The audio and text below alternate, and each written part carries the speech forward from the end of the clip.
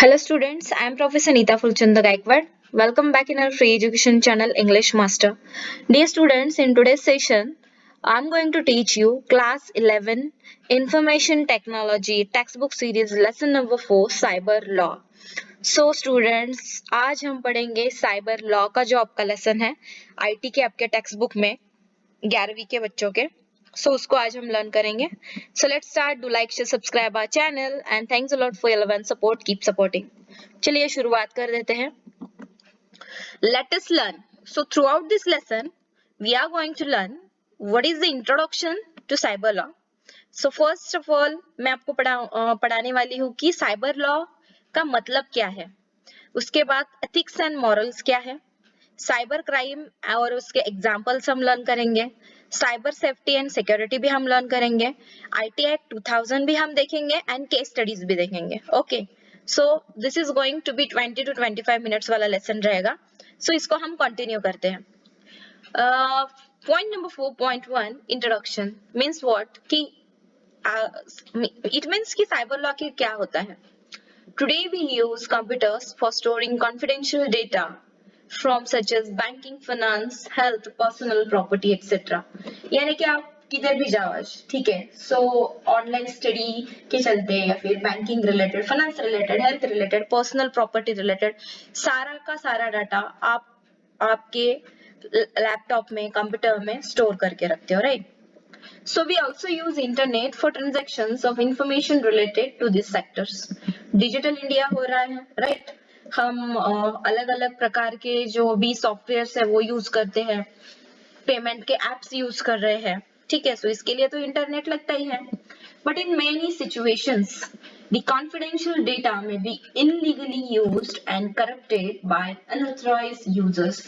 लेकिन कभी कभी क्या होता है कि जो कॉन्फिडेंशियल डेटा रहता है वो इलीगली यूज होता है और कोई तीसरा व्यक्ति जो है, यानी कि इसको हम बोलते हैं कि जो हैकर्स वगैरह रहते हैं वो आपकी इंफॉर्मेशन का गलत उपयोग करते हैं. The increase in internet traffic has led to a higher proportion of legal issues worldwide. पूरी दुनिया में ये हो रहा है कि जितना हम इंटरनेट का यूज कर रहे हैं उतना ही क्राइम केसेस उसमें बढ़ रहा है. So it is very necessary to protect such data from cyber criminals. So ये जो साइबर अटैक करने वाले होते हैं इनको बोलते हैं साइबर क्रिमिनल्स, और इनसे अपना डेटा बचाना ये एक बहुत ही बड़ा टास्क है. Cyber cases related to interference and investigation are increasing at an alarming rate. To control such crimes, it is necessary to follow ethics in field of computer. Cyber law is being amended quite regularly. Cyber law यानी जो कायदा होता है, ठीक है. Cyber law यानी कि cyber security से रिलेटेड जो लॉ है उसको आपको इसमें जितने भी एथिक्स है, जितने भी मॉरल्स है उनको यूज करना है. आगे देखते हैं कि introduction. Cyber law is the area of law that deals with the internets relationship to technological and electronic elements including computers, software, hardware and information systems. ये है साइबर लॉ का डेफिनेशन. अगर एग्जाम में क्वेश्चन आता है write down the definition of cyber law or what is cyber law, so you can write down this answer, that is cyber law is the area of law that deals with the internet's relationship to technological and electronic elements including computer, software, hardware and information systems. So this is the definition of cyber law बच्चों. Cyber law is the part of the overall legal systems that deals with the internet, cyberspace and their respective legal issues. Internet का जो उपयोग है, cyber space का जो issue है and their respective legal जो issues है उससे साइबर लॉ डील करता है. Cyber law covers a fairly broad area encompassing several subtopics including freedom of expressions, access to and uses of the internet and online privacy. यहाँ पे देखिए कि cyber law में क्या क्या कवर्स होता है. A fairly broad area encompassing several subtopics including freedom of expressions, access to and uses of the internet, जो इंटरनेट का आप इस्तेमाल करते हो वो सारी चीजें इसमें आ जाती है, and online privacy. So all these things comes in this definition cyber law. Advantages of cyber law, इसके जो फायदे हैं वो हम देखेंगे बच्चों। The IT act 2000, the information technology act 2000 जो है उससे तहत to change outdated laws and provides ways to deal with cyber crimes. We need such laws so that people can perform transactions over the internet through credit cards without fear of misuse. बहुत सारे लोग online credit card का इस्तेमाल करते हैं। अगर आपको कुछ ट्रांजैक्शन करना है, if you want to buy grocery, if you want to do shopping, अगर आपको मोबाइल फोन लेना है, if you want to order food online, so अभी हम क्रेडिट कार्ड के जो डिटेल्स है वो फटाफट से ऐड कर देते हैं, ओटीपी आ जाता है, उसके बाद आपका ट्रांजैक्शन हो जाता है। The IT Act offers the much needed legal framework so that information is not denied legal effect, validity or enforceability solely on the ground that it is in the form of electronic records. So यहाँ पर ध्यान में रखिएगा बच्चों कि IT Act जो है उसके तहत यहाँ पे बताया गया है कि much needed legal framework so that information is not denied legal effect, validity और इन्फोर्सेबिलिटी। सो इसमें ये सारी चीजें कवर अप हो जाती है and on the ground that it is in the form of electronic record, क्योंकि ऑनलाइन जितने भी रिकॉर्ड्स हैं वो तो ई रिकॉर्ड के रूप में ही रहेंगे। सो ये भी चीज इसमें आ जाती है। इसका फायदा है कि ऑनलाइन आपको कोई भी इनवॉइस है, कोई भी चीज आपको, अगर if you have bought any kind of material, अगर आपने फूड ऑर्डर किया है तो उसका भी रिसिप्ट आपको मिल जाता है, आपको मोबाइल पे उसका एसएमएस आ जाता है, कितना ट्रांजैक्शन हुआ है, कौन से डेट को हुआ है, उसका स्टेटमेंट निकलता है। So this are the things, ये एडवांटेजेस है। In view of the growth in transactions and communication carried out through electronic records, the Act seeks to empower government department to accept, fulfilling, creating and retention of official documents in the digital format. अभी देखिए कि online आपको land purchase करना है, सो उसके लिए आपको stamp duty पे करना पड़ता है, उसका रजिस्ट्रेशन करना पड़ता है। So all this things becomes online. अभी ऑनलाइन सभी का जो डेटा है वो एंटर हो जाता है, उसका आपको पर्टिकुलर एक आईडी मिल जाता है, रजिस्ट्रेशन नंबर आ जाता है। So these are the things which comes in the advantages of cyber law. The IT Act has also proposed a legal framework for the authentication and origin of electronic records, communications through digital signature. अभी देखिए students कि अगर if you want to do your own business, if you want to run your own business organisation, छोटा मोटा कोई भी business आप कर रहे हो, प्राइवेट लिमिटेड, लिमिटेड कंपनी है, तो एवरी टाइम आप अगर सपोज कि ऑनलाइन सिग्नेचर वहां पर होता है, सो उसको डिजिटल सिग्नेचर कहते हैं, राइट? कि ये एक बार आप बना लेते हो, डिजिटल सिग्नेचर का एक अलग सा प्रोसेस होता है। So then after you can use that signature online to do your work, यानी कि उसका इस्तेमाल करके आप ऑनलाइन डील्स क्रैक कर सकते हो, साइन कर सकते हो, ठीक है? So these are the things. Do it yourself, आपको क्या करना है, such cyber crime related laws and punishment for it. Online आप cyber crime related laws and punishment for it Google करते हो तो आपको इसका आंसर मिल जाएगा, वो आप नोटबुक में लिख लीजिएगा। सो 4.2 में हम पढ़ेंगे एथिक्स एंड मॉरल्स। एथिक्स यानी क्या? Ethics also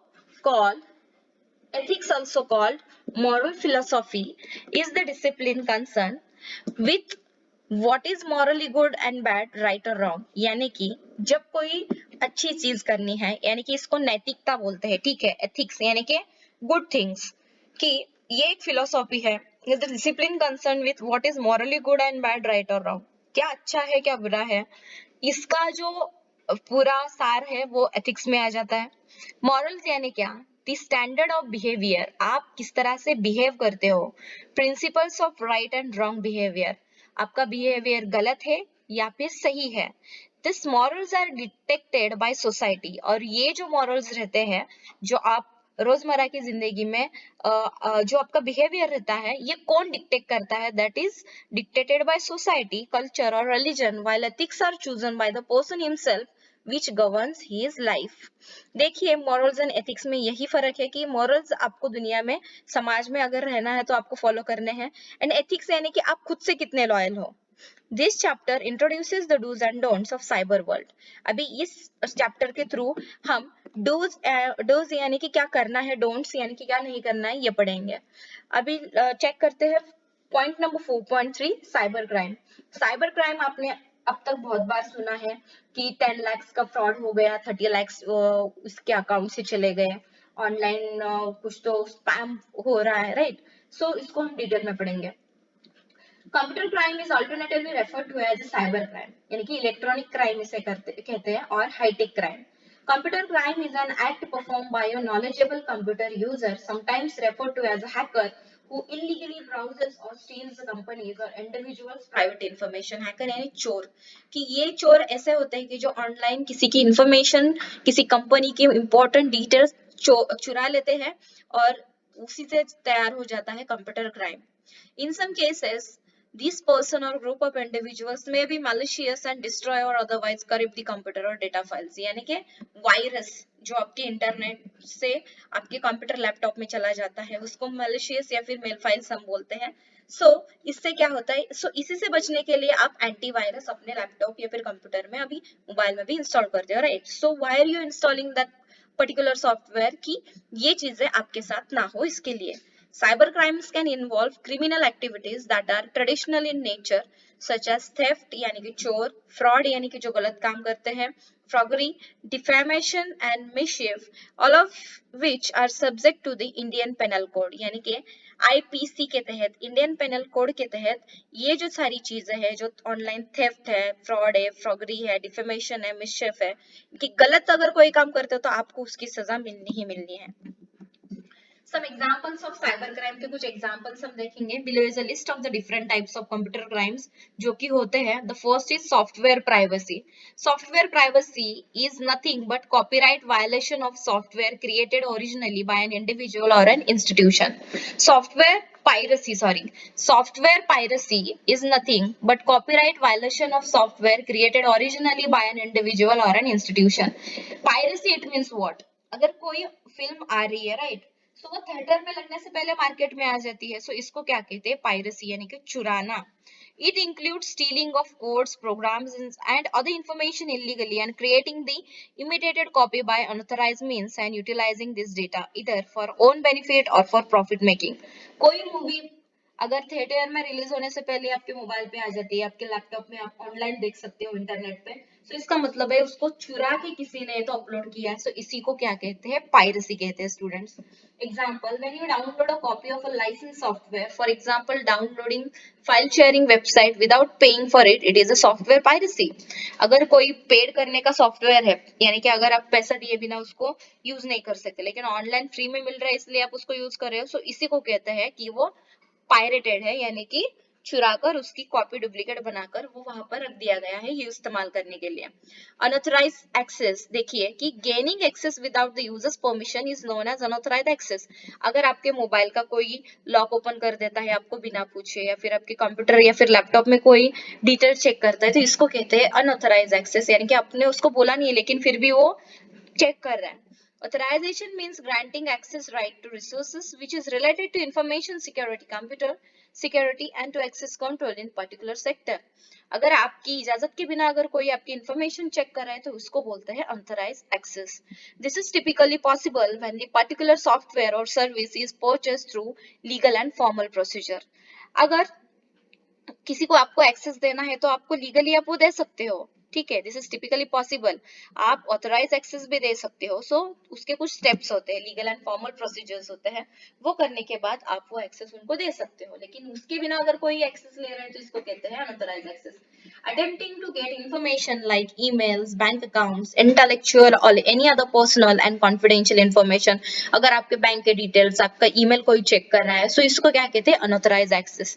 From unauthorized person is known as accessing the machine illegally. Examples of unauthorized access here are hacking financial or bank account related information. आपको आपकी जानकारी के बिना अगर कोई आपका बैंक अकाउंट चेक कर रहा है, आपके ट्रांजैक्शंस चेक कर रहा है, उसके बाद स्टीलिंग ऑर्गेनाइजेशनल और intellectual information, private secure information कोई चोर रहा है, illegal monitoring of information own by other users, अगर किसी और का काम चल रहा है और अगर आप इलीगली उसको मॉनिटर कर रहे हो तो उसको भी क्या कहते हैं? Unauthorised access. इलीगल यूज और break of log in and password of other users, किसी का पासवर्ड या फिर यूजर आईडी पता है इसलिए आपने पर्टिकुलरली पर्सनली कहीं पे तो लॉगिन कर दिया, इसी को कहते हैं unauthorised access. causing intentional irritation to other users by means of damaging software and the information. यानी कि किसी के इजाजत के बिना अगर आप कभी भी कुछ काम कर देते हो, उसका पर्सनल डेटा चेक करते हो, उसके लैपटॉप कंप्यूटर में मोबाइल में एक्सेस ले लेते हो, सो इसको कहते हैं अनऑथराइज्ड एक्सेस। अभी आगे है कॉपीराइट वायलेशन। यूट्यूब चैनल जितने भी चला रहे हैं जितने भी लोग, सो इसमें कॉपीराइट वायलेशन बहुत देखने के लिए मिलता है। ये क्या होता है चलिए। A copyright is a legal right that gives the creator of a literary, artistic, musical or other creative work the sole right to publish and sell that work। अभी देखिए, फॉर एग्जाम्पल अभी मैं ये मेरा वीडियो बना रही हूँ, ये लेक्चर में प्रिपेयर कर रही हूँ, इसका जो कॉपीराइट है, इसका लीगली राइट्स जो है ये मुझे है, ठीक है। As I am just teaching this lesson and I am uploading on my own YouTube channel, so अगर दूसरा कोई इसको कॉपी करके उसके चैनल पर पब्लिश करता है तो ऑटोमेटिकली उसको कॉपीराइट वायलेशन का मेल चला जाता है और यूट्यूब उस पर उसी तरह से जो कुछ भी करना है आगे का चीज वो कर लेता है। Copyright owners have the right to control the reproduction of their work including the right to receive the royalty payment for that reproduction. यहाँ पर देखिए सी का सिंबल और उसके वो सर्कल में है, इस कॉपीराइट सिंबल। सो इसी तरह से कॉपीराइट का जो है ये सिंबल रहता है। मेरी इजाजत के बगैर अगर कोई मेरा वीडियो जो है वो चुरा कर उसके चैनल पर पब्लिश कर रहा है, so this is copyright violation और इसका जो नतीजा है वो उसको भुगतना पड़ेगा। लाइक दैट मैंने एक एग्जांपल दिया बच्चों, अगर कोई आपको बोलता है यस कि वो अलाउ कर रहा है तो आप फिर वो कर सकते हो, उसका जो इंफॉर्मेशन है वो आप पब्लिश कर सकते हो। Cracking activities such as decimal codes or passwords and breaking security systems for illegal reasons is called cracking। अगर आपको किसी का पासवर्ड पता नहीं है फिर भी आप उसका पासवर्ड क्रैक करने का प्रयास कर रहे हो, so it is called की cracking। The cracker will use a program or script known as a crack that has been written specifically to do what they are hoping to achieve। यानी कि crack system होता है एक online, इसका इस्तेमाल करके जिसको भी ये स्क्रिप्ट आती है तो वो क्या करता है, किसी का भी पासवर्ड क्या करता है, चुरा कर क्रैक कर सकता है। साइबर बुली और cyber stacking. Cyber stalking is a criminal practice where an individual uses the internet to systematically harass or threaten someone। कोई अगर ऑनलाइन फेसबुक पर व्हाट्सएप पर आपको धमकी दे रहा है, आपको कुछ बुरा बोल रहा है, ठीक है, और आप अगर हरास हो चुके हो, इसी तरह से यूट्यूब पे बहुत सारे चैनल्स हैं, कोई भी अगर अच्छा प्रयास करता है, if someone is trying to show his qualities, तो कुछ लोग ऐसे होते हैं ना कि बुरे गंदे कमेंट करते हैं, तो उसके लिए उनको सजा मिलती है। अगर आप उनको रिपोर्ट करते हो तो YouTube will take an action against them. इसी तरह से फेसबुक पे भी होता है, सारे सोशल मीडिया पे ये चीज अवेलेबल है। This crime can be perpetrated through email, social media, chat rooms, instant messaging, client and any other online medium। Social media पर कहीं पर भी आपको कोई परेशान करता है तो उसके खिलाफ आप एक्शन ले सकते हो। फिशिंग का मतलब क्या है? This is a technique of extracting confidential information such as credit card, username, password, combos by pretending as a legal enterprise। Phishing is typically carried out by email spoofing, यानी कि किसी का मेल चोरी करना, किसी का मेल का password चोरी करना, तो उसको क्या कहते हैं, फिशिंग। यानी उसके थ्रू वो क्या करता है, अगर आपका पर्सनल ईमेल आईडी किसी को पता चल जाता है, पासवर्ड पता चल जाता है, तो आपके कार्ड के डिटेल्स, आपके ट्रांजैक्शंस, आपके ओटीपी वगैरह सब वो हैक करके फिर साइबर क्राइम कर सकता है। Plagiarism means what? Plagiarism is presenting someone else work और idea as your own without their consent. अगर किसी दूसरे का दिमाग है और उसको आप पूछे बिना ही खुद काम उसका आइडिया यूज कर रहे हैं, उसका काम यूज कर रहे हैं, तो इसको प्लेगरिज्म कहते हैं। The widespread use of computers and the advent of the internet has made it easier to plagiarize the work of others। For example, plagiarism is found in documents such as essay reports etc। अगर किसी को कोई online reports publish कर रहा है, कोई blog writing कर रहा है, तो उसके ब्लॉग का कंटेंट चुराकर आप अपने काम अपने ब्लॉग पर पोस्ट कर रहे हो विदाउट हिज इंफॉर्मेशन, सो इसको प्लेगरिज्म बोलते हैं students. Hacking. Hacking refers to unauthorized instructions into a computer or a network। यानी कि किसी को पता कि आप सपोज कि अगर कोई एक बहुत ही बड़े सॉफ्टवेयर पर काम कर रहा है और आप बिना उसकी इजाजत के वहां पर घुसे चले जा रहे हो, उसके काम में डिस्टर्बेंसेस कर रहे हो, इसको हैकिंग बोलते हैं. Hacker is a person intensely interested in the deep and hidden or concealed working of any computer operating system and programming language. They might discover loopholes within systems and reasons for such loopholes. कोई अगर कभी उनके हाथ लग जाती है तो वो इसी का फायदा उठाकर वो सिस्टम, वो इंफॉर्मेशन, वो प्रोग्राम हैक कर लेते हैं, चोरी करते हैं. आपको क्या करना है? Do it yourself. List out cyber crime which you find in your surroundings. आपके आजू बाजू में जितने भी साइबर क्राइम की केसेस आपको पता चल रहे हैं वो आप उसकी लिस्ट बनाकर रख दीजिए.